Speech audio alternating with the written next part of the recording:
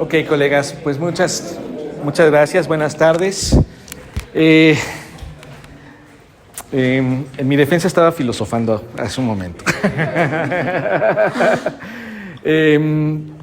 Bueno, vamos a introducirnos ya a la segunda conferencia. Fíjense que es interesante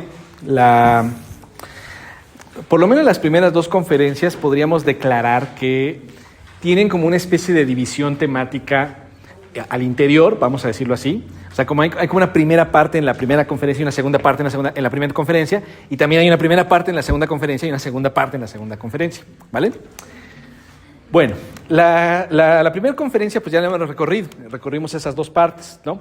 Sintéticamente les podría recordar simplemente que la primera conferencia, la primera parte, es toda la recapitulación y la reinterpretación de Descartes. Y la segunda parte de la primera conferencia es la manera en la cual Husserl va explicándonos qué es eso de epogé fenomenológica, ¿no? Y con base en ello explica Husserl por qué el epogé es lo que nos llevaría a el fundamento de todo conocimiento posible, que es el ego trascendental, ¿no? El ego cogito, ¿vale? Bueno, una vez que ha hecho eso, nos vamos a la segunda conferencia o la segunda lección y un poco les puedo ir adelantando precisamente esta doble diferenciación entre una primera parte de la segunda conferencia y una segunda parte, ¿no? La primera parte de la conferencia, de la segunda, quiero decir, es en donde Husserl trata de explicarnos qué quiere entender él como el campo trascendental o el campo de estudio de la fenomenología trascendental, que va a ser el de la subjetividad trascendental. Ya sé que dije trascendental muchas veces, pero es un poco lo que quiere decir Husserl. Es decir, la primera parte de la segunda conferencia, para decirlo con otras palabras, es que nos va a tratar de explicar cuál es el campo de estudio de la fenomenología. Básicamente es esto, ¿de acuerdo? Y la segunda parte de la conferencia 2, o la segunda lección, justamente Husserl va a tratar de profundizar en el concepto de intencionalidad. De esto va la cuestión, ¿de acuerdo? De hecho, desde la primera parte de la segunda conferencia, un poco va ya dando pequeños adelantos sobre el concepto de intencionalidad, pero va a ser hacia el final de la segunda conferencia, por tanto en la segunda parte, en donde concretamente va a hablar de la intencionalidad, ¿vale? Ya después en la tercera conferencia otra vez habrá podríamos hacer como una subdivisión por partes, digamos, ¿no? Y les voy dando los temas en concreto, pero obviamente la intención de estas conferencias husserlianas es ir como aumentando los conocimientos sobre lo que implica la fenomenología, ¿de acuerdo? Entonces, si juntamos todas estas cuatro partes de las dos lecciones que estamos revisando, lo que tenemos es un reconocimiento de que el filosofar puede emprender un ejercicio como el cartesiano, y es toda la reconstrucción que hace Husserl sobre Descartes. Después comprender qué hace la fenomenología, o qué haría alguien que estudia filosofía, que es justo el epogé, para tratar de llegar al fundamental. Y después es comprender cuál es la dimensión de lo que se estudia después de hacer epogé. Y finalmente es comprender una característica básica dentro de ese campo de estudio que se llamará intencionalidad. O sea, la característica básica en el campo de estudio se llama intencionalidad, ¿vale? Esa es como un poco la manera en la que vamos entendiendo, o Husserl parece haber planeado la exposición de su pensamiento. ¿Vamos bien hasta aquí? ¿Se entiende el planteamiento mínimo? Ok. Vale, entonces, fíjense ustedes, ¿no? La segunda lección, que empieza en la edición que tenemos de la UNAM, está en la página 14 y se corresponderá con precisamente el parágrafo 12 de las meditaciones cartesianas, ¿no? En este pasaje, o en esta lección, comienza Husserl a preguntarse lo siguiente, ¿no? Me salto 3 líneas y me voy directo a la pregunta que plantea Husserl. ¿Qué puede emprenderse filosóficamente con el ego trascendental? ¿Sí? Esta pregunta es una pregunta filosófica dura. Obviamente se da, o recordemos, ¿no? Básicamente se hace la epogé fenomenológica, Que bueno, a ver, por cierto, para estas alturas ya alguien me podría explicar qué es la epogea fenomenológica. ¿Qué es la epogea fenomenológica?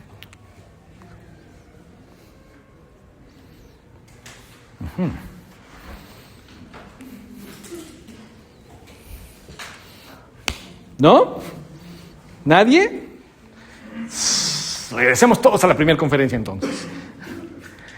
¿Qué es la epogea fenomenológica? ¿En qué consiste? Por favor. Yo la terminé entendiendo como una suspensión de cualquier tipo de juicio en términos de conocimiento. Es decir, lo que está intentando encontrar es, por lo menos lo que vengo entendiendo hasta ahorita, tenemos una conciencia y lo que queremos saber es cómo cualquier cosa, utilizando este término, cualquier cosa, se convierte en algo para la conciencia. Bien, muy bien. Posteriormente construir un fundamento científico. Muy bien, bien. ¿Alguien más diría otra cosa? Por favor. Esta suspensión del juicio de que el mundo existe por sí mismo. Exactamente. Ese era el matiz que quería precisar. No estás mal, pero justo eso es derivado de suspender el juicio.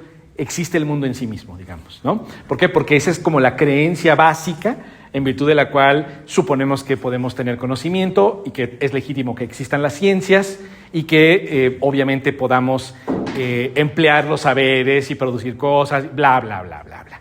Pero cuando cuestionamos, ojo, lo que se cuestiona y por tanto se suspende es la validez del juicio, que no es lo mismo a decir que cuestiono que exista el mundo. Ojo, ¿sí? No sé si les estoy tratando de transmitir este pequeño matiz.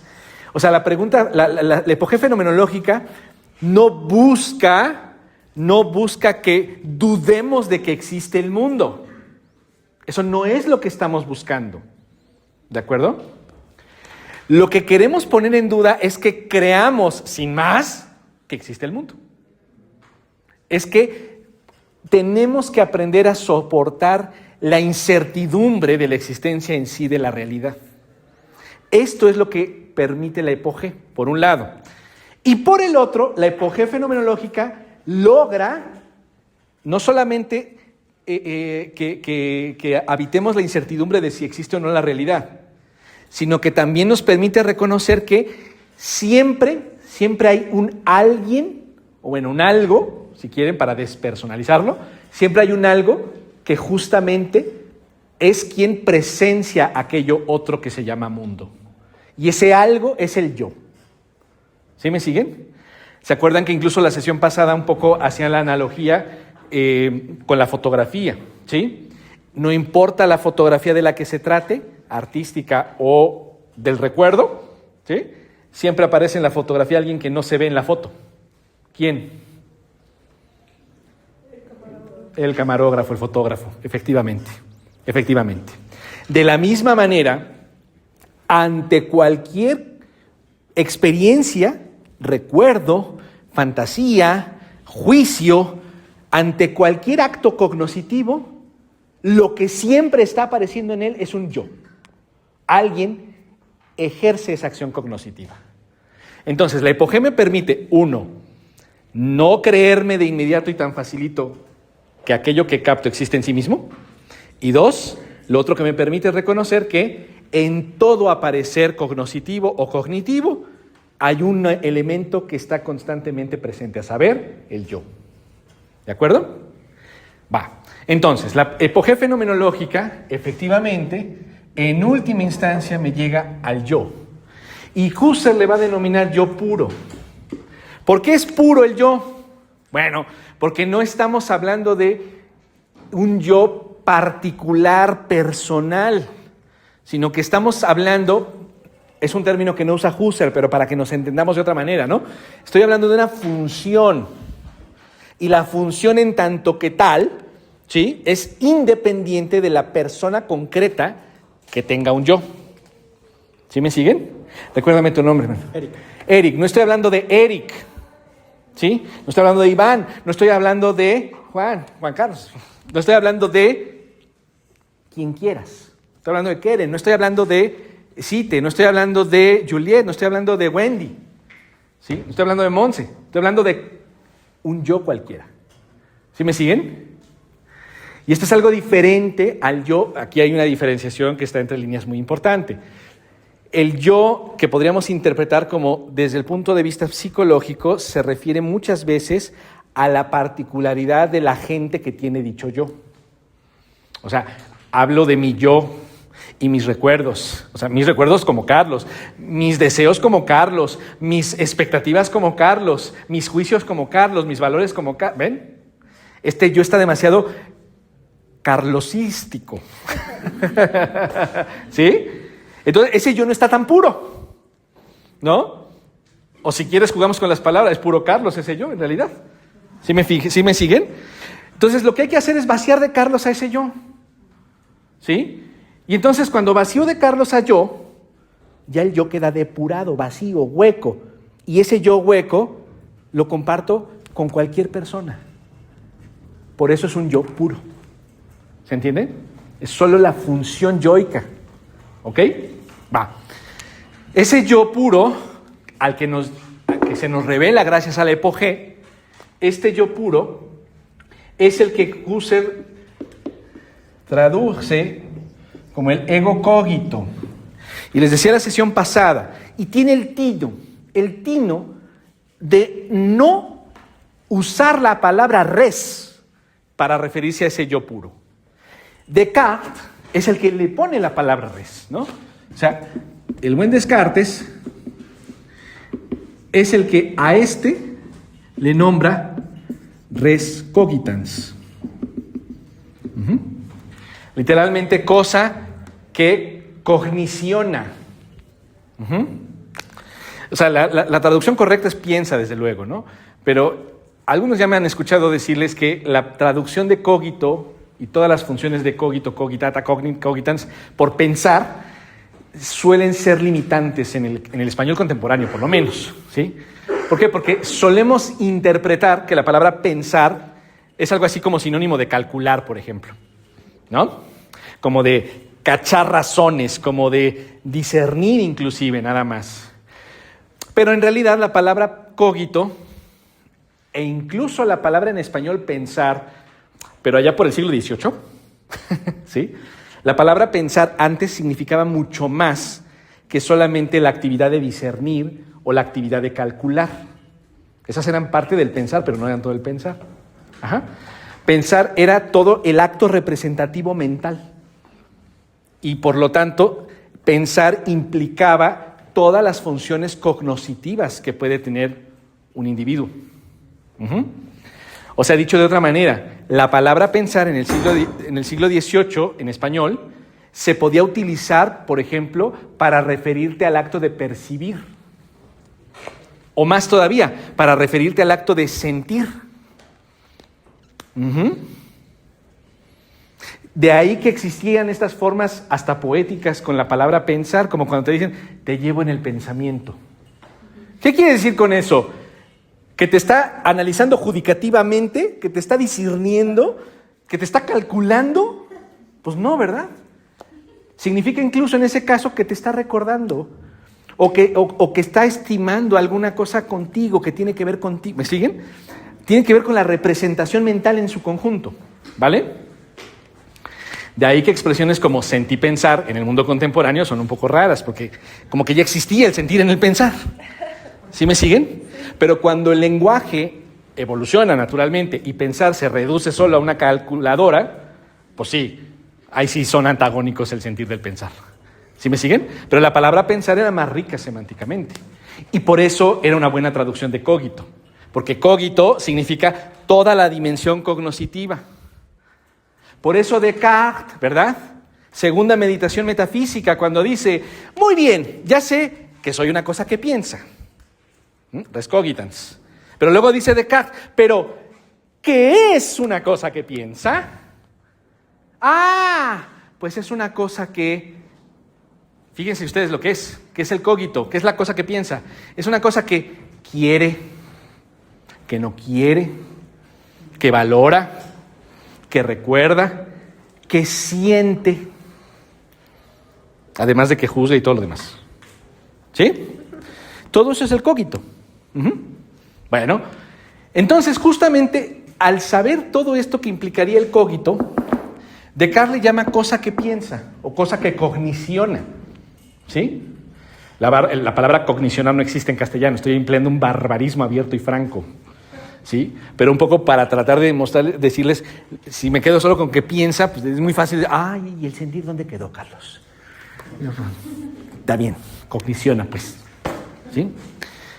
Bueno, Husserl le va a cuestionar a Descartes no el cogito, sino el hecho de llamarlo res. ¿Por qué? Porque la res se entiende como algo que es. ¿Sí? Y el problema estriba en que cuando yo entiendo al cogito como un algo, cuando yo lo entiendo como un algo, literalmente lo que estoy haciendo es sustancializarlo. ¿Sí me siguen? ¿Se acuerdan que decíamos esto la sesión pasada?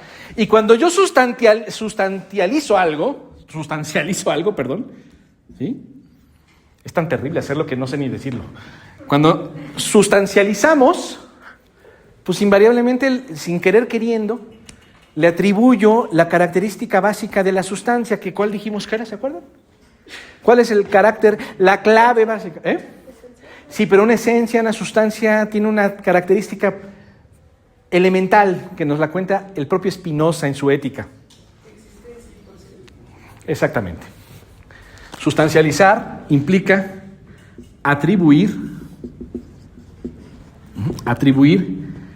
existencia en sí, por sí, y ya, pues total, ¿qué más da? Una preposición más, desde sí a algo. Ajá. Esto es lo que implica sustancializar. Cuando yo hablo de una cosa, o sea, cuando sustancializo a esa cosa, lo que sin querer logro o lo que estoy haciendo es suponer que esa cosa existe desde, en y para sí, y por sí inclusive. ¿Sí me estoy dando a entender? Uh-huh. Y la Epoge lo que ha puesto en duda es esto. Por eso no puede aceptar la fenomenología que el cogito es una cosa.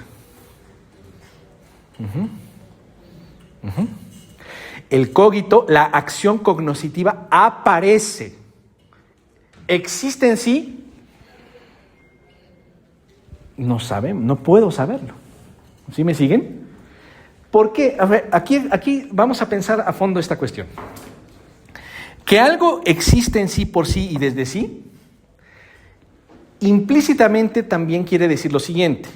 Lo que existe en sí no requiere de una conciencia que constate dicha existencia. ¿Me siguen? Lo que es sustancial, lo que es esencial, haya o no mente humana, está ahí, ¿no? Porque no depende de la mente humana. Porque es en sí. ¿Me siguen? ¿Sí? Va. Si la conciencia, para usar una palabra que ya va a ser más familiar, espero, en la fenomenología, ¿no? Si la conciencia es una cosa en sí, o sea, existe en sí, fíjense lo que voy a decir que suena rarísimo. La conciencia podría estar allí, aunque no sea consciente de sí misma. ¿Qué? Suena rarísimo, ¿verdad? Pues es que esa es una de las implicaciones de Descartes. ¿Se fijan? Que podría haber conciencia sin que opere como conciencia. ¿Qué? Claro, porque la existencia no es lo mismo que el acto de cognicionar. Que exista algo no es lo mismo que su función. ¿Sí me sigues? Que haya un carro no es lo mismo que ande. ¿Sí? ¿Me siguen? Entonces, que sea una cosa, la conciencia abriría la posibilidad de suponer que entonces la conciencia puede existir, aunque la conciencia no opere como conciencia. Rarísimo, ¿no? Y claro, Husserl se podría preguntar, y yo creo que se lo preguntó con mucha seriedad, ¿de veras podemos suponer esto? La respuesta es no. Por supuesto que no. Si se fijan por este camino que estoy tejiendo con ustedes o ante ustedes y para ustedes, ¿sí? Hoy vengo con ganas de decir varias preposiciones por alguna razón. Ante alguna razón. Ya. Cabe alguna razón. Anda, por andar en el chiste ya se me fue la idea, maldita sea. Me lleva. Claro, justo se debió haber planteado esta cuestión de que la conciencia no puede ser una cosa en sí. Y esta manera de plantearlo es lo que lo lleva también a la imposibilidad de aceptar que existe algo así como el inconsciente. Porque precisamente el concepto de inconsciente juega con la posibilidad de que lo consciente sea una cosa en sí, que puede existir, pero que no opere como conciencia. ¿Se fijan? Y para la fenomenología esto no tiene sentido. No tiene ningún sentido, ¿sí? ¿Por qué? Porque al momento en que tú evidencias conscientemente algo, no puedes hablar de cómo sería eso sin que haya conciencia. ¿Me están siguiendo? Incluso, ya poniéndonos muy radicales, hipercríticos con el psicoanálisis, ya dije cuál es la corriente que sí cree eso. ¿Sí? Cuando te aparecen los famosos lapsus, ¿no?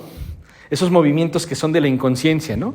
Ese momento en el cual el profe te está observando y tú inconscientemente recuerdas los momentos de estrés y angustia de tu infancia o de la época vital que te interese y empiezas a hacer esto. ¿Y no te das cuenta de que estás empezando a hacer esto? Decimos, estás haciendo un acto inconsciente, ¿no? Pero cuando el terapeuta te dice, ¿te has fijado cómo empiezas a hacer esto? Y tú, ¡ah! Conciencia, ¿se fijan?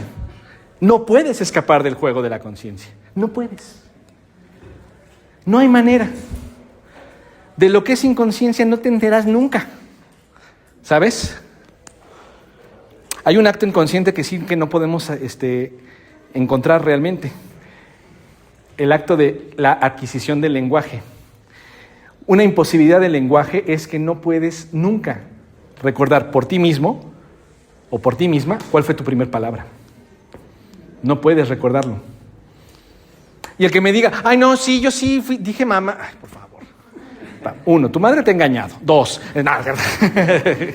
Obviamente que te van a decir otros, pero no es tu recuerdo. O en todo caso lo que recuerdas es que te dijeron, pero no es un recuerdo propio. ¿Se fijan?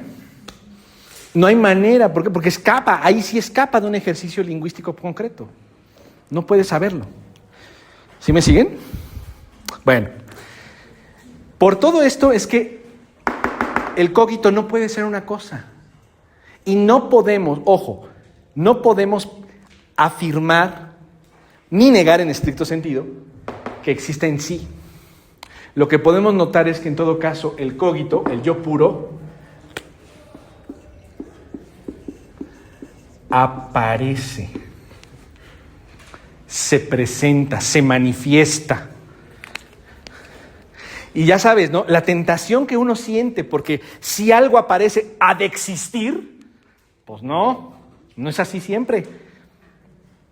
¿Sí me siguen? Y a lo único a lo que tenemos acceso es el aparecer del cogito.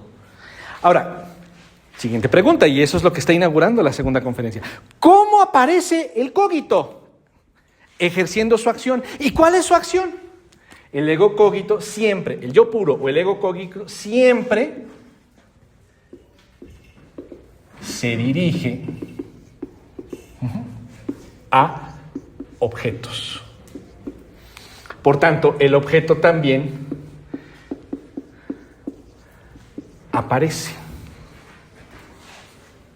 Entonces, el ego cogito se presenta porque siempre, es decir, el yo siempre está en relación con otra cosa que no es el yo. ¿Me siguieron? Y aquí, cada que llego a este punto, siempre me aparece alguien que tomó la clase de Fichte. Y está bien. Y está muy bien. ¿Por qué digo esto? Si no has tomado la clase de Fichte, te cuento tantito cómo se puede explicar Fichte. Fichte, ¿sí? O sea, el gran primer crítico de Kant, por decirlo rápidamente, ¿no? Fichte dice algo parecido, no al del se dirige, sino al aparecer del yo y su antagónico, el no yo. ¿Vale? Lo que sin embargo sí que sigue latiendo en el filosofar de Fichte, que es una especie de cartesianismo reloaded, ¿no? Un recargado cartesianismo, más sesudo, es el hecho de que Fichte no pone en cuestión el carácter sustancial del yo y del no yo. ¿Ok? Entonces, ¿qué quiero decir? Fichte le atina, y en esto coinciden al menos en el discurso Husserl y Fichte. Claro, el yo no solamente aparece aisladito, ¿sí? Como al margen de cualquier otra cosa. Ajá. Nadie tiene la experiencia en sí misma o en sí mismo de ser yo como flotando en nada, ¿verdad? Sí, y no solo esto, sino que además de todo, en estrictísimo sentido, piensa Fichte, tu experiencia del yo es siempre como de rebote. Te enteras de ti, ¿cómo, colega?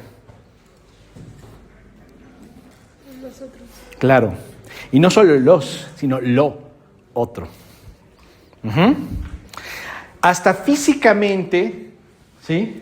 El límite de ti te lo marca el perímetro ajeno. Uh-huh.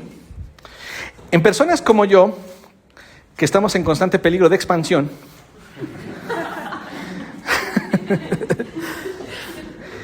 te enteras de cuando la expansión es brutal, cuando no cabes en la banca. Es muy triste. Por eso ya no me siento, ya. Voy a salones de seminario donde hay sillas amplias para evitar la paleta y saber que se ha encogido. Es decir, ese encuentro con lo ajeno, con lo otro, la alteridad hace que te percates del yo. Y ese encuentro hace que el no yo te haga saber del yo. Lo que no es yo, afirma tu yo. Desde lo más inmediato que es la corporeidad, hasta obviamente el carácter intelectual, cognoscitivo, lingüístico inclusive. ¿Saben? Entonces, en esto Fichte tiene mucha razón, como que el yo aparece en virtud de su vínculo inmediato con el no yo. ¿Saben? Uh-huh. Pero ¿qué pasa? En ese vínculo yo-no yo de Fichte, se sigue asumiendo al yo como una sustancia y evidentemente al no yo como otra sustancia. En esto es muy cercano a Descartes, res cogitans y res extensa. ¿Se fijan? Uh-huh. Bueno, más allá de Fichte, y no, ojo, no es crítica a Fichte ni mucho menos, pero se parecen mucho. Esto se parece mucho a lo que dice Husserl, ¿sale? Y por eso lo estoy trayendo a colación. La diferencia en este punto respecto a la filosofía de Fichte con esto de Husserl es que Husserl no se va a meter con el carácter sustancial ni del yo ni de la cosa que está enfrente de él, del yo quiero decir. Lo único que yo puedo aceptar y decir es que hay un yo que efectivamente siempre se relaciona con un no yo, en tanto que siempre aparece en su dinámica de conciencia lo alternativo, lo otro, lo cual no me permite concluir que lo otro existe ni que yo soy una cosa que exista. Solo puedo decir que ahí donde yo soy, aparece también lo otro, en tanto no yo. Pero fíjate lo que dije, aparece. No puedo ni tengo elementos, nunca los tendré en estricto sentido para confirmar la sustancialidad ni del yo ni de la cosa que está apareciendo. Por eso es que en última instancia, la relación entre el yo puro y los objetos es una relación que se da en una especie de esfera. Una esfera, ¿sí? ¿No? Que trato de dibujar en el pizarrón con esa línea punteada.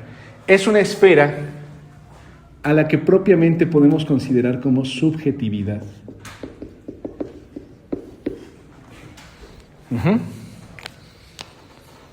Y en esa esfera llamada subjetividad están los objetos. Entonces, aquí si se fijan, en la fenomenología de Husserl, el esquema sujeto-objeto no es algo así como una esfera llamada sujeto que se confronta con otra esfera llamada objeto, sino que la objetividad está interna o está integrada a la subjetividad como tal. ¿De acuerdo? ¿Y por qué podemos plantear esto? Pues porque, voy a ponerlo con comillas acá fuera de la esferita esta, ¿no? La realidad en sí,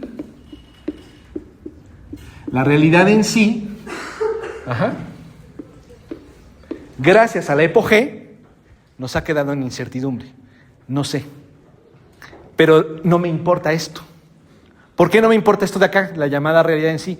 Porque es en la esfera de la subjetividad, del ego que se dirige a objetos, en donde lo que tenemos es precisamente sentido.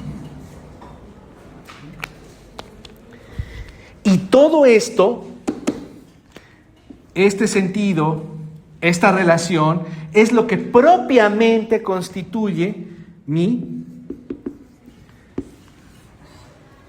la vida. No me importa en esta medida, ¿sí? No me importa en esta medida, ¿sí? Obsesionarme con el en sí de lo real, por tanto, obsesionarme con demostrar la realidad, porque en última instancia siempre lo vas a demostrar desde un yo que quiere ver eso, que quiere integrarlo a su dinámica cognoscitiva. O sea, no podemos vivir, pensará Husserl, sino siendo sujetos en constante relación con el objeto. Y lo que importa es la relación, no el carácter real en sí del objeto. ¿Sí me siguen? Por eso, estrictamente hablando, lo decíamos la sesión pasada, Husserl no es un realista. Y estrictísimamente hablando, tampoco va a ser un idealista, aunque así se le va a leer. En parte, pues porque publicó poco. Y en parte porque, como les he dicho, somos muy proclives a ser como bipolares nada más, ¿no? O sea, si no eres realista, ¿eres? Idealista. Claro. Porque si no eres bueno, ¿eres? Malo. Claro, ¿ven? Y no necesariamente, ¿no? Es una cosa intermedia, por decirlo de alguna manera. ¿Vale? Bien. ¿Hasta aquí se va entendiendo el esquema? ¿Sí? Vale. Fíjense bien. Espérenme, necesito un poquito de suero del conocimiento. Sí, por favor. Gracias. Fíjense. Les leo lo que dice el buen Husserl, ¿no? Me regreso a la lección 2, dice Husserl, ¿no? ¿Qué puede emprenderse filosóficamente con el ego trascendental? Dice Husserl, sin duda, empieza por aquí. En el orden del conocimiento, su ser parece evidentemente, en el orden del conocimiento, su ser precede evidentemente a todo ser objetivo. En cierto sentido, dice Husserl, él, o sea, ese orden de conocimiento, ese yo puro, más bien, él es el fundamento y la base sobre los cuales se desarrolla todo conocimiento objetivo, ¿sí? Ojo con estas líneas, porque a pesar de este discurso, esta manera de discurrir, puede llegar a ser confuso el hecho de que emplee frases tales como preceder, ser fundamento de, ¿sí?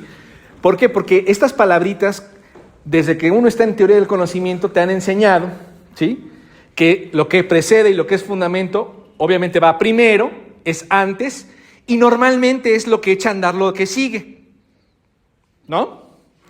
Pues no es así. Que algo aparezca como cimiento no quiere decir que desde él emane lo que sigue. La analogía con los edificios es muy clara, ¿no? Que alguien ponga los pilotes no quiere decir que de los pilotes emerja los acabados de los departamentos, ¿o sí? O sea, pone alguien pilares, ¿no? Pilotes así, hacia el fondo, para que el edificio aguante, ¿no? Ocurre, de hecho, que ese pilar de cemento con varilla de metal, desde esa cosa nacen los cuartos, se desarrollan como floreciendo los pisos, las traves, o más bien se colocan sobre ellos. Gracias, no era retórica la pregunta, muy bien. Muy bien, muy bien.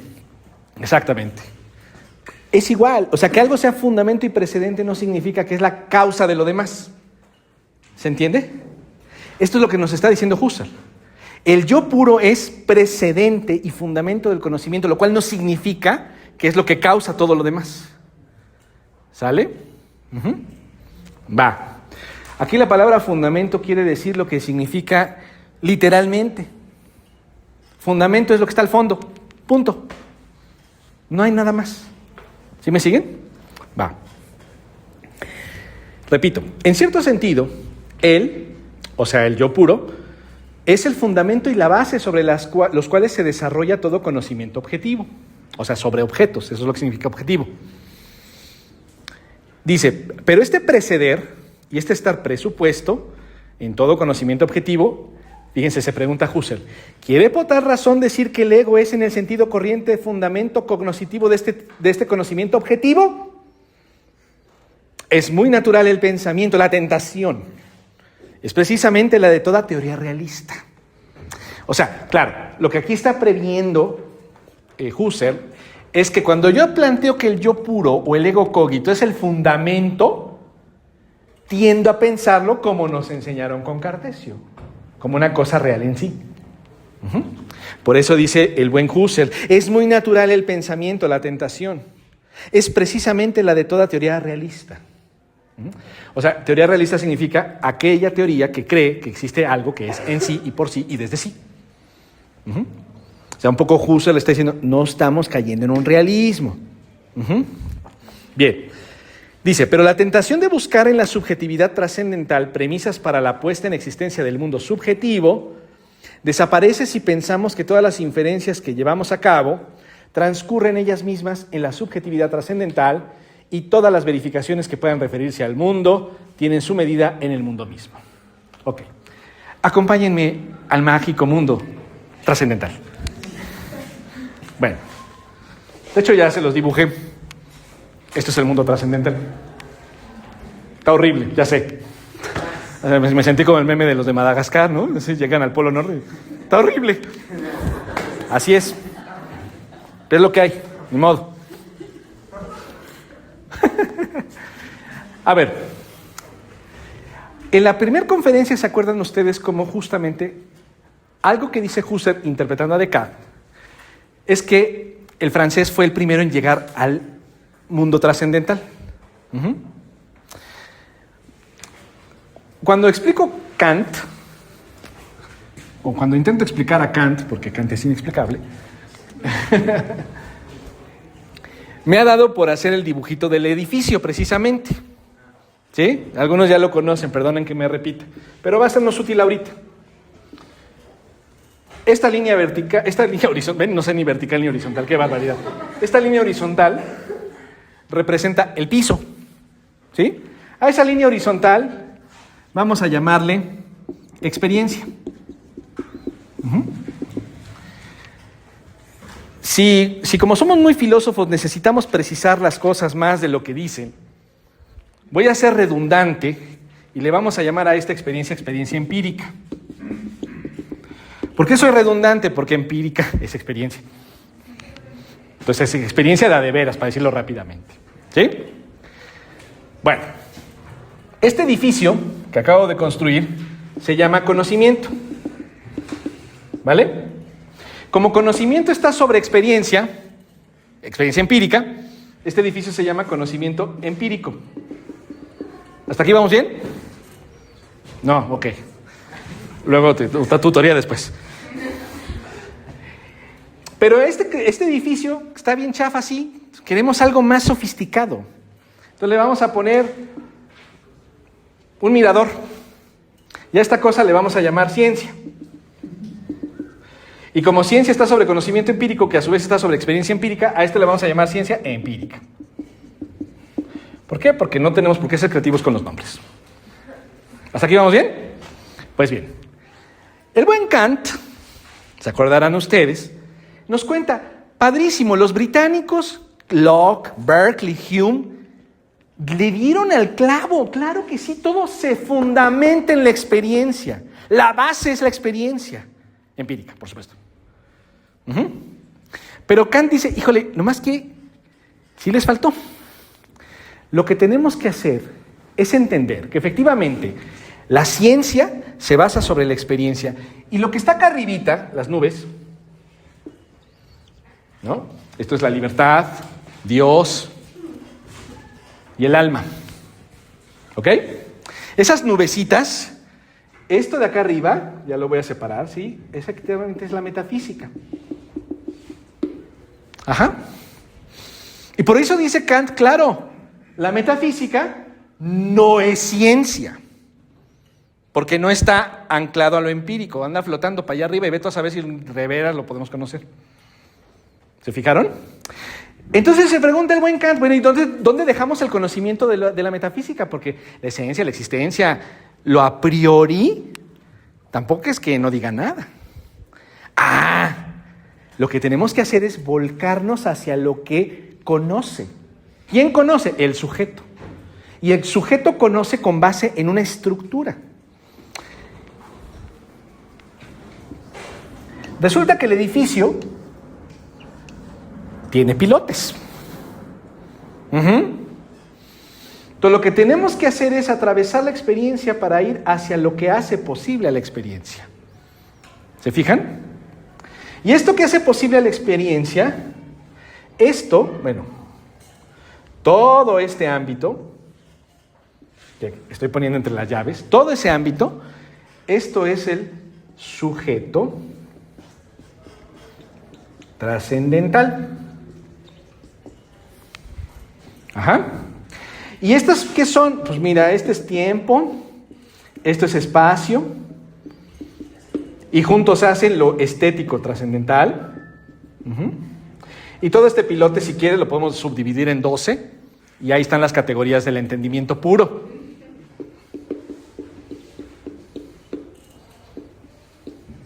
Entendimiento puro. Y todo esto soporta la experiencia y por tanto lo demás. ¿Y por qué se llama trascendental? Porque no está en la experiencia, está antes de ella. Lo de acá arriba es trascendente, está más allá de la experiencia, pero bien allá. Lo trascendental está más allá de la experiencia, pero bien acá, antes. ¿Sí? En tanto que es antes y además independiente de lo empírico, por eso todo este ámbito es lo a priori. ¿Se entiende? Y por eso todo esto de acá, excepto lo metafísico, todo esto es por eso a posteriori. ¿Vamos bien? Ok.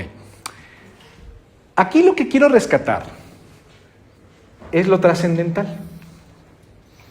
En lo que va a coincidir Husserl con Kant es en que lo trascendental es todo un ámbito. No es solamente el yo, sino que es toda una gama de vinculaciones, por lo tanto de reglas, por lo tanto de actividad que tiene el yo con los objetos.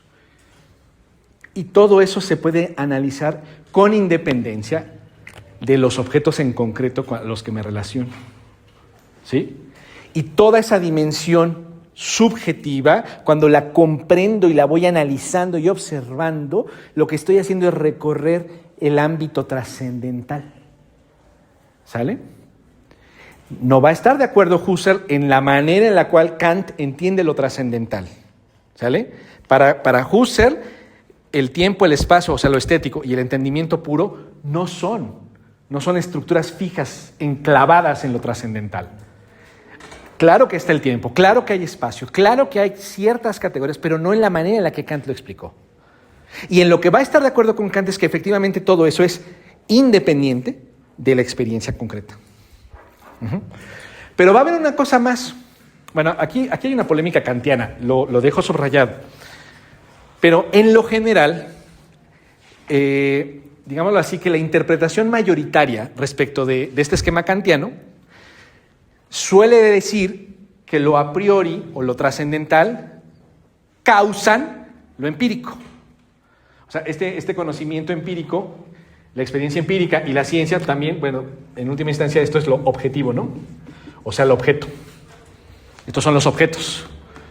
Y los objetos son configurados por la subjetividad trascendental. ¿De acuerdo? O sea, las formas puras de la intuición, que son el tiempo y el espacio, según Kant, te hacen sentir. Son la cosa que organizan el acto de sentir. ¿Qué es lo que más elementalmente se reconoce en cualquier sensación?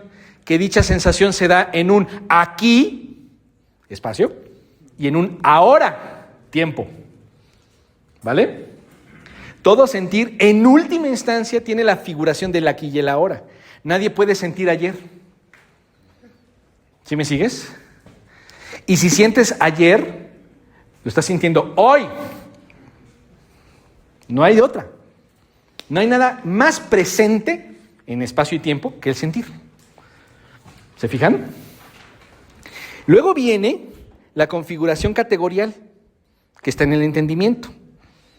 Todo lo que tiene que ver con las cualidades, ¿sabes? Es decir, que exista, que sea uno o más o varios, que esté enfrente, que esté arriba, que esté abajo, que esté en medio, ¿sí?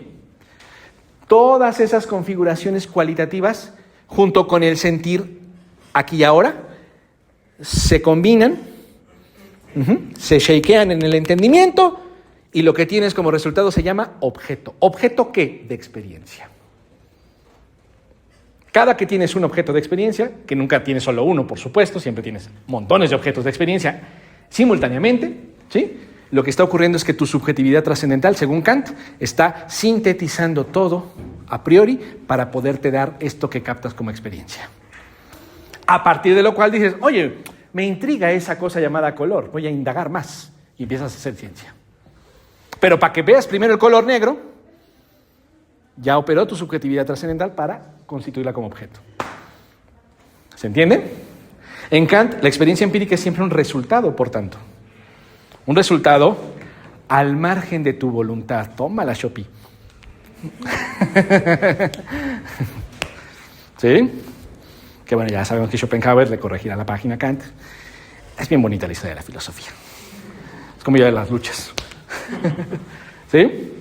Entonces, Kant sugiere, parece, esa sería la interpretación, insisto, más convencional, que los objetos, por tanto la experiencia empírica, es producto, resultado, efecto de la subjetividad trascendental. ¿Me siguen? Hay otra interpretación entre los kantianos que sugiere que no es así, que en todo caso el objeto aparece, pero que la subjetividad no puede justo sino configurarse de tal manera que aparezca como aparece ante ella el objeto, pero no es que lo produzca materialmente.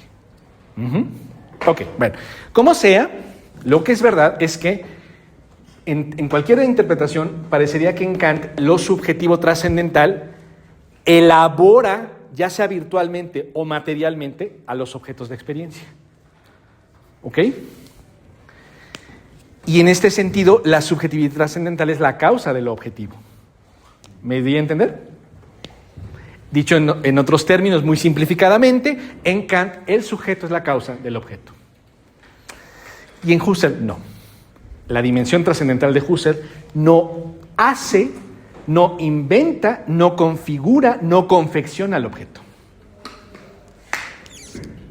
El objeto se da o aparece en lo trascendental. Y por lo mismo, en nuestra vida cotidiana también. ¿Ok? Entonces, de lo que se trata es de entender el cómo aparece ante el yo el objeto. No entender cómo hace el yo al objeto. ¿Se entiende la diferencia? No es lo mismo que me aparezcas a que te haga. Pequeña diferencia, casi ni se nota, ¿no? ¿Sí me siguen? Esto es lo que va a tratar de hacer la fenomenología. Lo segundo, quiero decir. Comprender el aparecer del objeto ante el yo. Y creerá que la dimensión, el ámbito en donde todo esto se explica de manera formal es la subjetividad trascendental. ¿Ok? ¿Más o menos claro? ¿Ya se acordaron de Kant o no? O sea, nada más la crítica de la razón pura, ¿eh?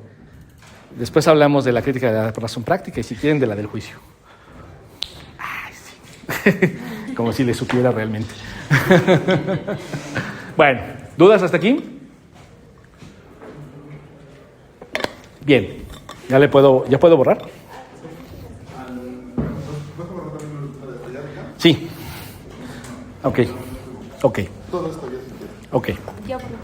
Vale. Gracias. Miren, dice el buen Husserl, ¿no? Con el hallazgo cartesiano, estoy en la página 15, si alguien quiere seguir la lectura. Con el hallazgo cartesiano del ego, o sea, el ego cogito, también se inaugura una nueva idea de fundamentación, a saber, la fundamentación trascendental. O sea, esto de la fundamentación lo está enfatizando Husserl porque quiere combatir la tesis de que fundamento es la cosa que explica y que genera lo que está arriba del fundamento. Por eso Husserl lo que está planteando es que está tratando de impulsar otra manera de entender el concepto fundamentar. ¿Sí? No estoy hablándote solamente como de lo que explica por qué lo que está arriba está arriba. Porque cuando yo entiendo la palabra fundamentar o fundamentación como aquello que da razón de lo que está encima, implícitamente no puedo evitar asumir que el fundamento es la causa del efecto, que es lo que está como explicado por el fundamento mismo. ¿Sí me siguen? Ok. Entonces Husserl quiere cambiar ese concepto de fundamentación y le llamará a esa nueva formulación fundamentación trascendental. Le encantaba lo trascendental a Husserl. Fíjense, de hecho, en lugar de utilizar el ego cogito como una mera proposición apodíctica y como premisa absolutamente fundamentante, dirijamos la atención al hecho, fíjense lo que dice Husserl, dirijamos la atención al hecho de que la epogea fenomenológica nos ha puesto al descubierto, con el yo soy apodíctico sin duda, una esfera de ser nueva e infinita. Y por cierto, con una esfera de una nueva experiencia, de una experiencia trascendental.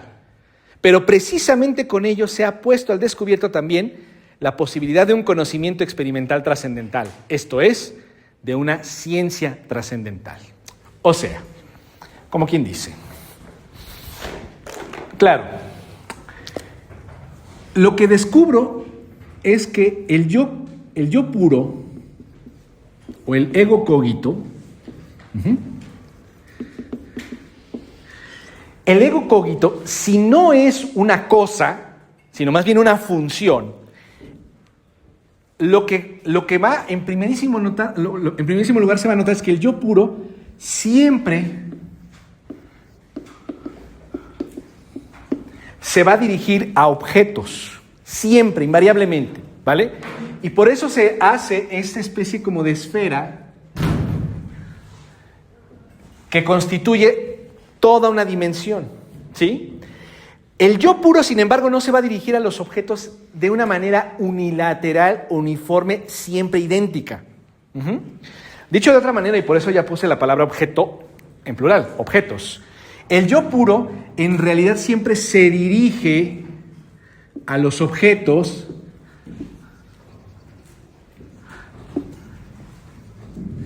de formas varias.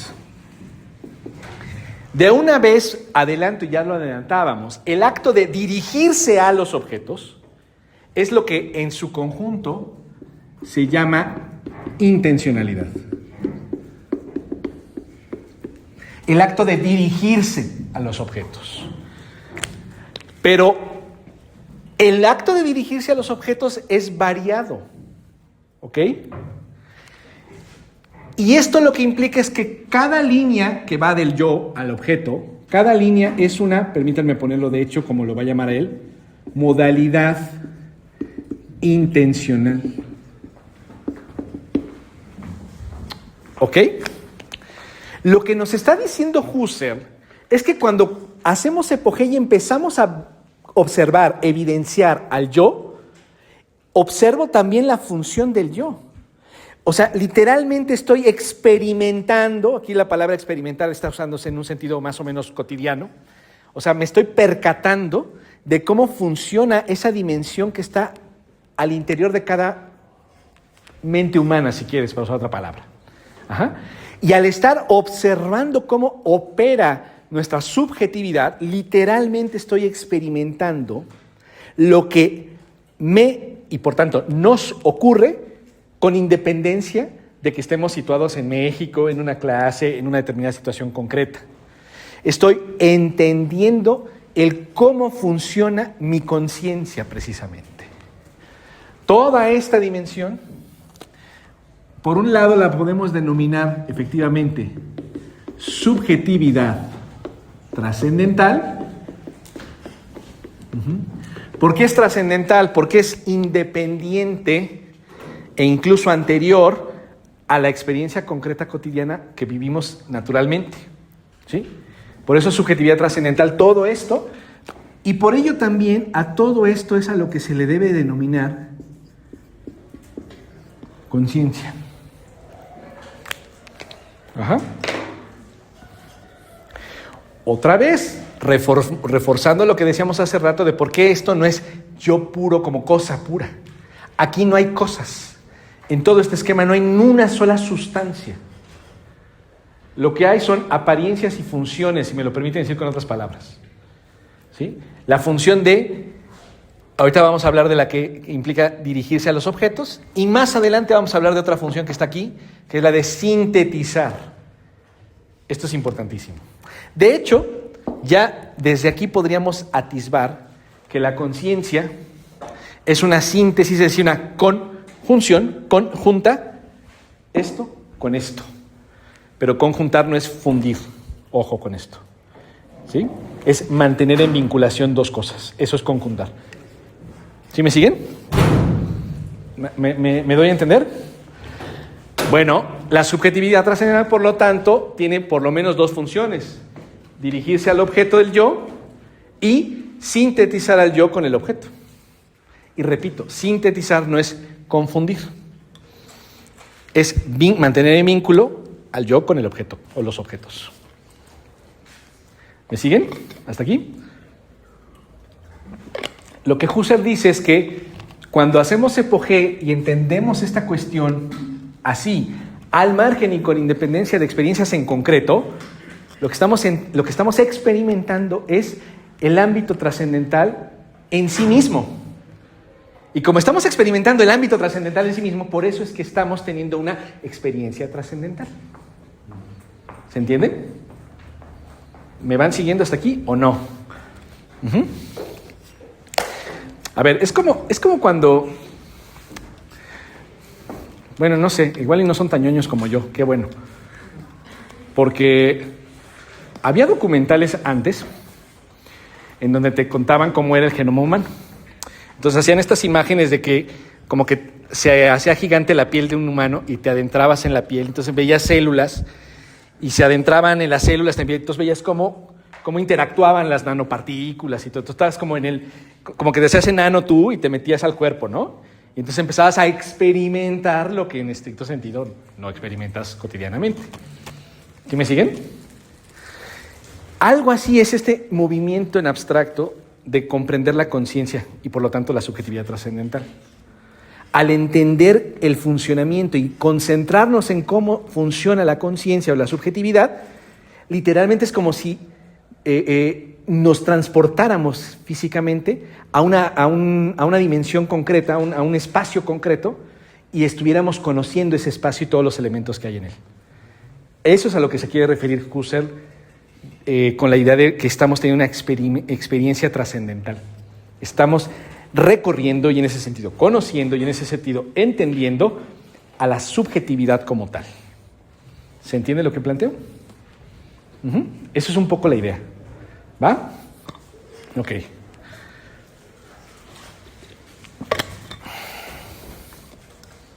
Bien.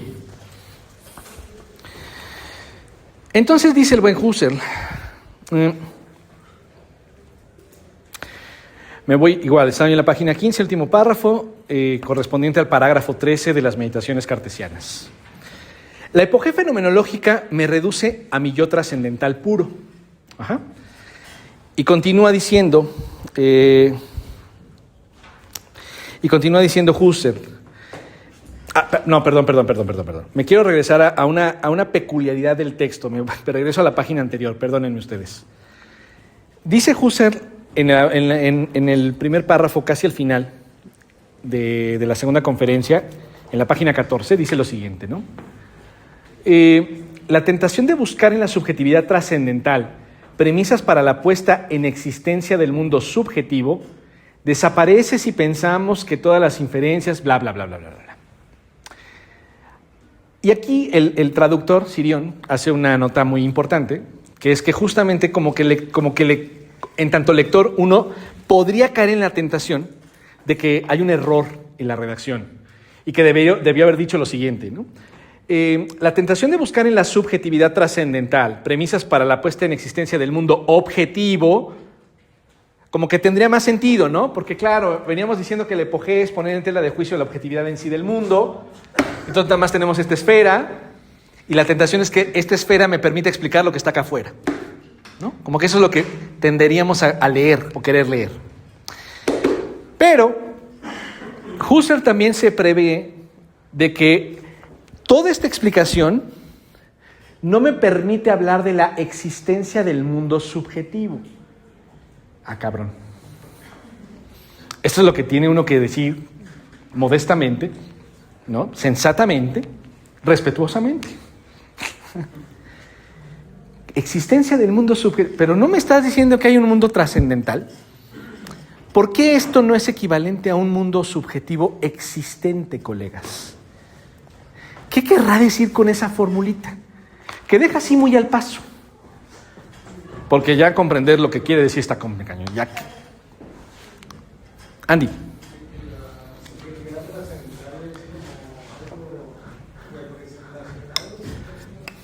Algo representacional. Como haberte comprado ese tipo de manera de componer la experiencia.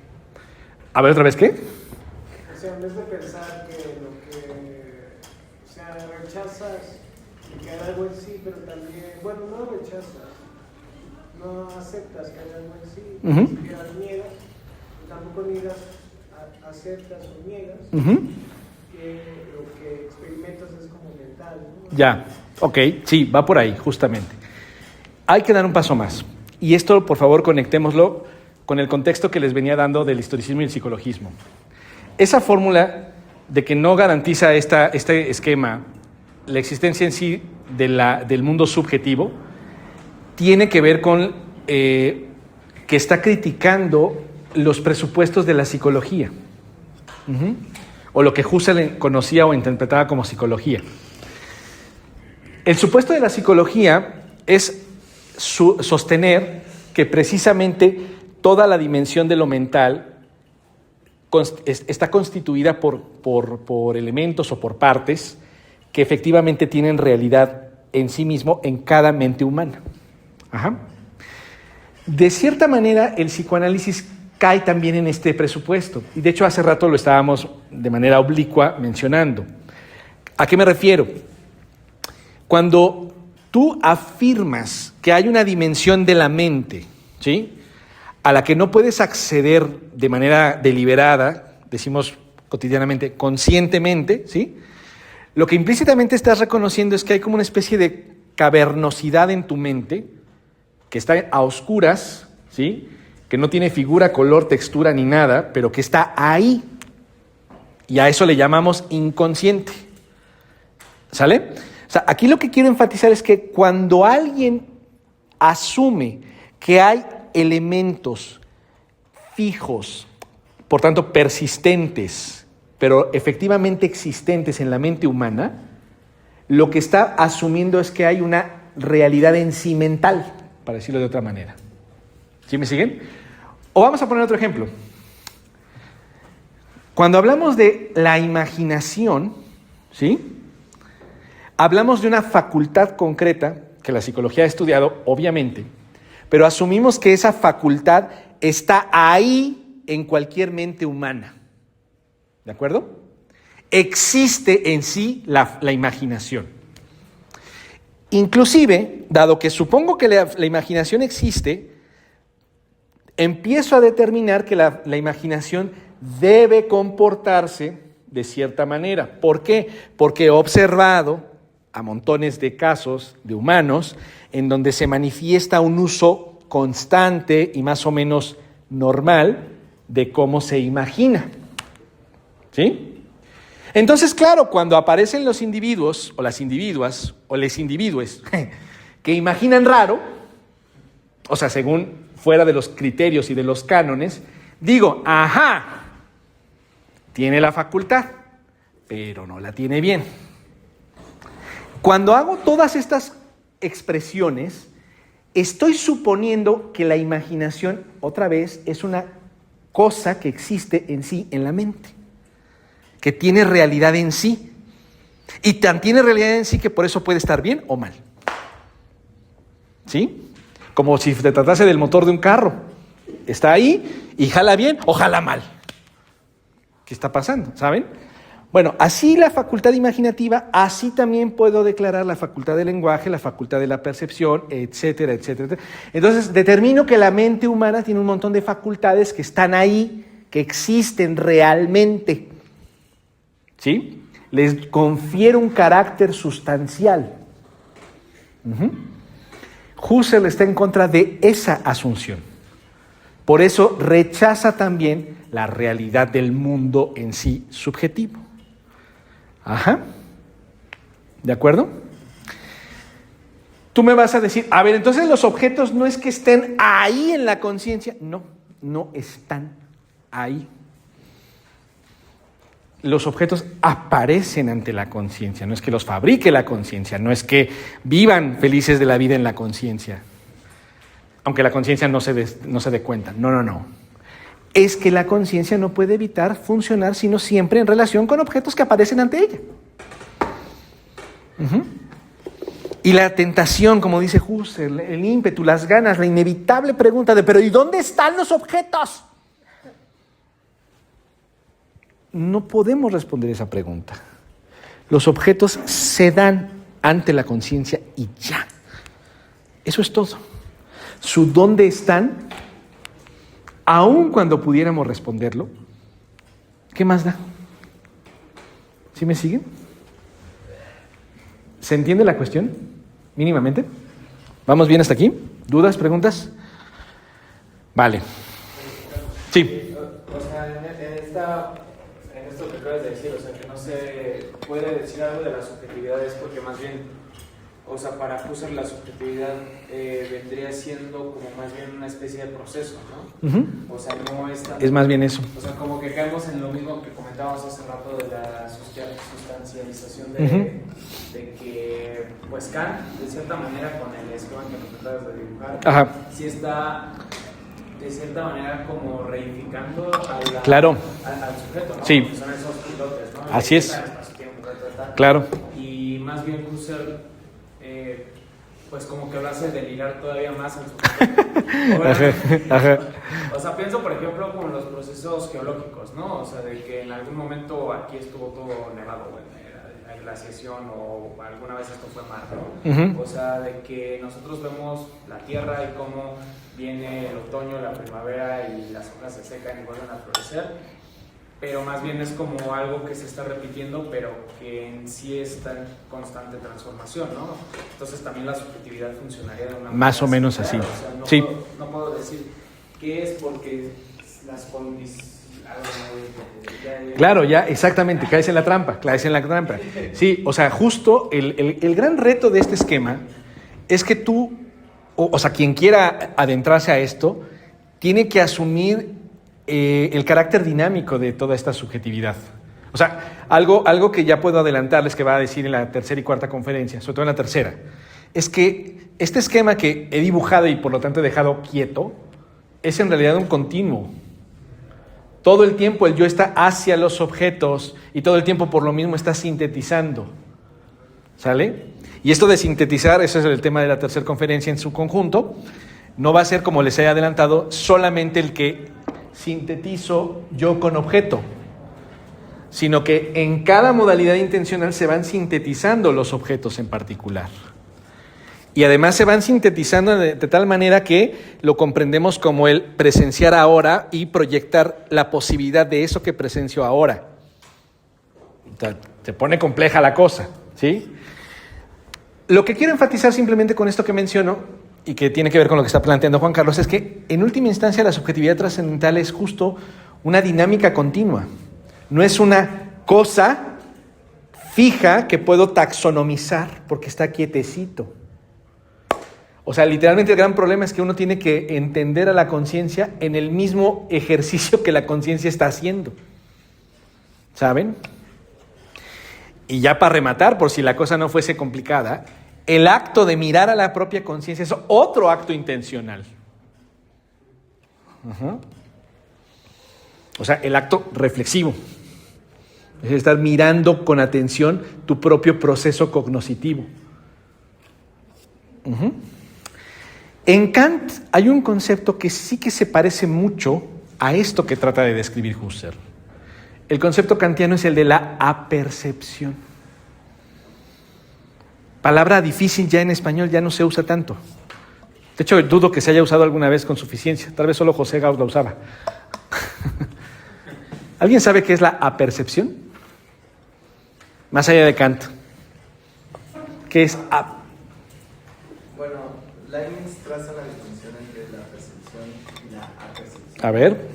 Y yo creo que es una manera de resolver el problema del inconsciente.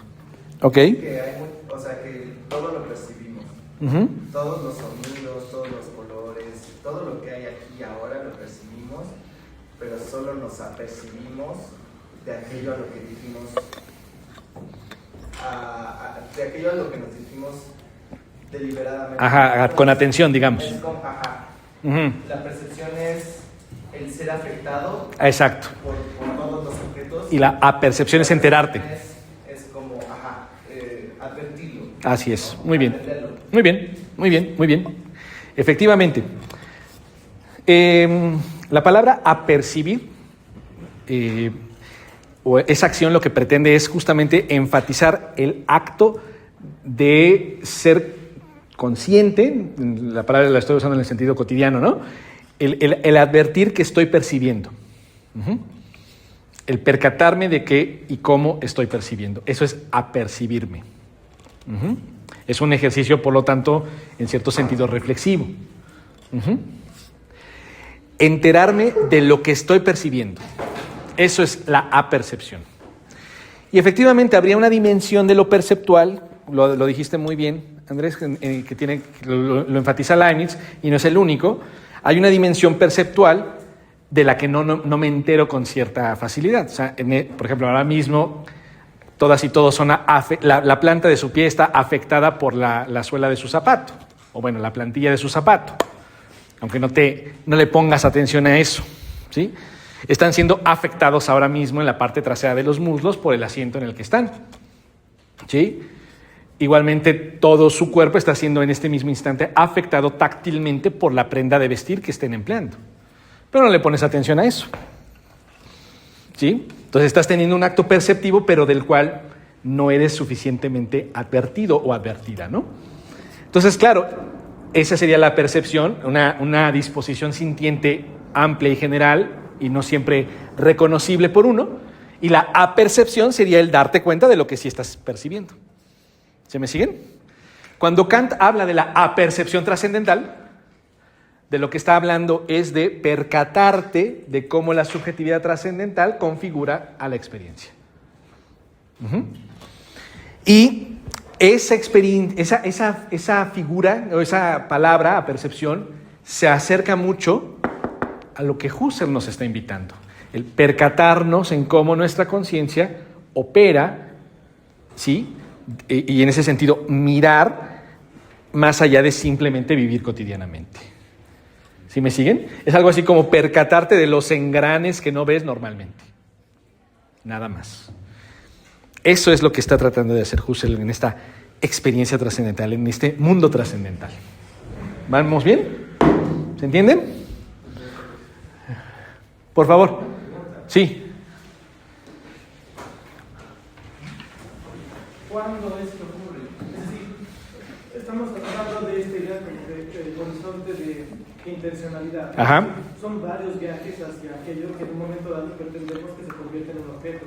¿Cuándo es que finalmente se convierte en un objeto? Porque tengo entendido que lo va perfilando la conciencia, ¿no? Es decir, va teniendo diferentes perfiles. Así es. Sí. ¿Cuánto es que finalmente se convierte en objeto? Muy buena pregunta. Y la respuesta, de hecho, sí la da el propio Husserl, desde el principio. Ojo. Cada que la conciencia se dirige al objeto, y desde luego, lo que siempre reconocemos es una perspectiva, una arista del objeto, ¿vale? Pero, ¿qué ocurre? Esto estará en la tercera conferencia, pero lo adelanto ahora sin problemas por lo que estás preguntando. Vamos a irnos a la modalidad intencional llamada percepción, que es la más fácil y más familiar. Cuando yo percibo un objeto, ¿no? Literalmente, cuando yo veo este objeto que estoy teniendo en la mano, mi termo, ¿sí? Desde mi perspectiva, yo veo una franja del objeto y ustedes, que están enfrente de mí, ven otra perspectiva del mismo objeto. La epistemología tradicional te va a decir, ¿pero cómo sabes que es el mismo objeto? Lo sabemos, punto. De hecho, ese es el punto de partida de la fenomenología. Ese problema es un falso problema. De hecho, partimos de que reconocemos el mismo objeto, pero no es igual. Eso es verdad. Ahora bien, yo cuando capto algo en la modalidad de la percepción, no la capto aisladamente. De hecho, en cada percepción que tengo, capto al objeto como lo que efectivamente veo de hecho. En este caso, ustedes ven una faceta del termo, ¿sí? Yo veo otra faceta del termo, pero no me quedo con que solo veo eso. Al mirar lo que está efectivamente ante mis ojos, también se anuncia la proyección del objeto. De tal manera que cuando yo veo el objeto, observo una cara, pero también observo el horizonte posible de concreción del objeto. Por eso nunca veo solo facetas desarticuladas. Siempre observo la cosa y observo el cómo se puede ir concluyendo y completando el objeto en concreto, en este caso mi termo. Pero no solo observo el termo, sino que observo los otros cuerpos que están en relación con el termo mismo. En mi caso ven mi mano. O sea, no están viendo, según yo, no alcanzan a ver mi pulgar. Les quiero enterar que sí tengo. Pero normalmente al mirar que, oye, una mano está sosteniendo el termo y aunque solo veo 4 dedos yo, proyecto desde lo efectivamente presente, proyecto como horizonte de posibilidad de recorrido de lo perceptivo el otro dedo. Creo que ahora sí ya ven el pulgar, ¿verdad? Entonces, siempre me aparece el objeto como objeto. Ahora, ojo, objeto no significa nunca y nunca va a poder significar objeto completo. Objeto es, y en esto también va a ser, no va a ser demasiado explícito Husserl, pero hay que interpretarlo así. Objeto lo tenemos que entender en el sentido etimológico del término. O sea, literalmente, objeto es lo que aparece frente a uno.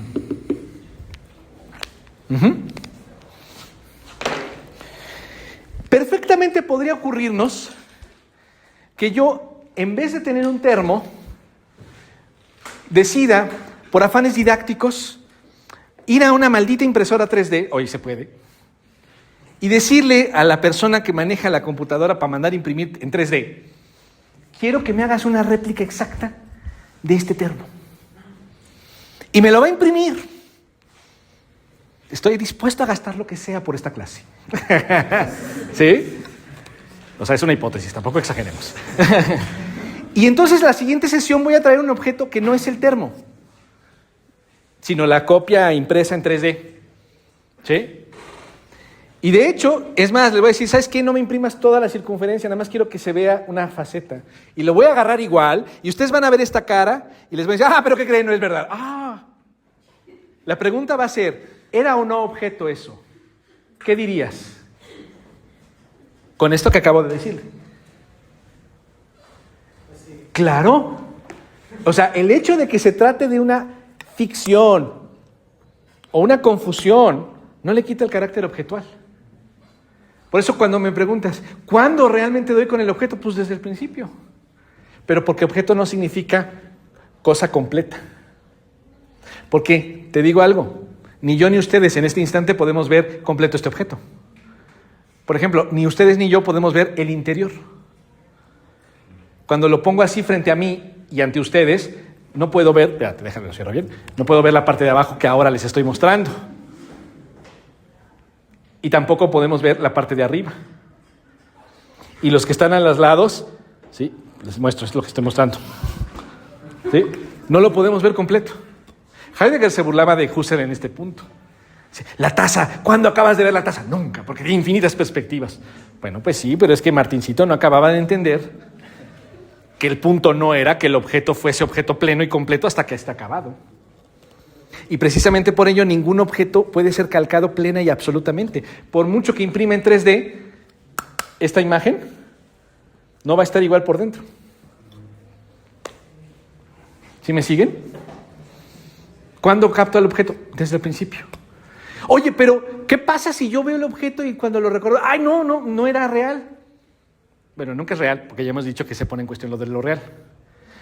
Pero la conciencia no tiene problema, corrige perfectamente en el momento. Es decir, cuando hay una faceta que tú suponías que era la continuación de un objeto y te das cuenta de que hay un hueco que no veías, la conciencia lo integra en su percepción y lo adecua y sigue proyectando para que el objeto tenga consistencia y continuidad. Nunca hay un momento en el que digas, ¡ah! Error en la Matrix y se trabe el sistema. No pasa. No pasa. ¿Quieren una experiencia que estoy seguro que más de uno le ha pasado? A mí me pasa con frecuencia. Lo atribuyo a mi carácter filosófico. La experiencia de la que les hablo es cuando sube uno o baja, sobre todo uno, escaleras. Ya no tiene uno, hasta donde entiendo, salvo que alguno de ustedes aquí me diga lo contrario, después de haber aprendido a subir y bajar escaleras, te olvidas y automatizas el movimiento.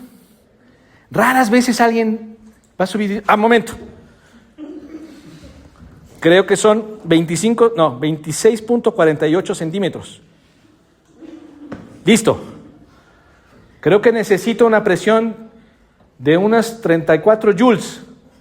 No, más. Como que no hacemos eso, ¿no? Automatizamos el movimiento. No sé ni cuánto subí ni cuánto voy a bajar. ¿No?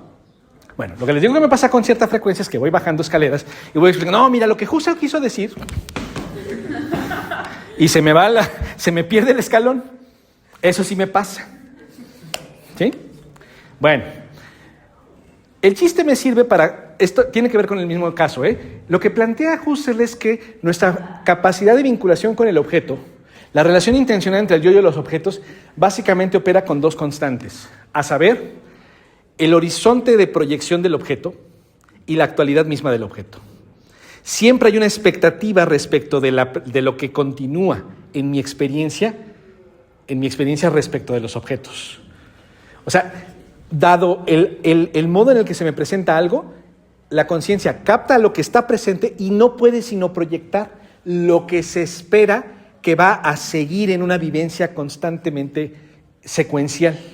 Lo que sigue en mi recorrido experiencial, ¿sí? Siempre se espera una determinada continuidad. Siempre, por lo tanto, hay una expectativa que se cumplimenta o no. Y lo de cumplimentar, así lo dice Husserl, ¿eh? Se cumple la expectativa o se frustra la expectativa. Y cuando se frustra la expectativa, lo que pasa es que se corrige. Y a partir de ahí se vuelve a proyectar una expectativa. Entonces, en mi ejemplo tonto de la escalera, lo que pasa es que, claro, yo bajo escaleras porque en automático estoy siempre con una expectativa de que ahí viene el siguiente peldaño.